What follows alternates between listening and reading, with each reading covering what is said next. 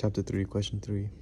A projectile is fired at time t equals 0 from point 0, right here, at the edge of a cliff, with initial velocity components of v0x equals 50 meters per second and v0y equals 200 meters per second.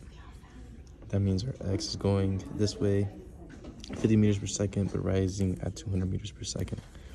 Projectile rises, then falls into the sea at point P. Time of flight is 50 seconds. The y-coordinate of the projectile, what is the y-coordinate of the projectile when its x-coordinate is 1,000 meters? What is it closest to? Here is what we have. Now, it's projected at, our initial time is 0 seconds, our final is 50, at y equals 0. We know that our y initial is 0, and once we figure it out, we know our y final is 2,500 meters. This is given to us in the problem. We need to find out what is y when x equals 1,000. We know that our distance is 1,000. So we plug in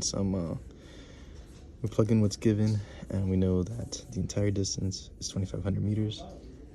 Now, these are the two formulas that we use. Once we plug in our numbers, this is what it looks like, and we solve. So if t equals 50 and y equals 0, so 0, and we plug it, we figure it out, we solve, and y is 0 is 2,500 meters, right?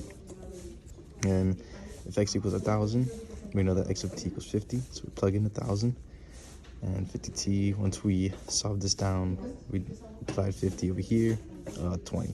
T equals 20 seconds. So therefore, y of 20, we plug it all in, and our final answer is 4,500. When y is 4,500 when x is at 1,000. However, in the quiz, this wasn't the answer, but this was the answer in the video, and this is what I got once I plugged in everything. So I don't know if we need to go back and figure it out.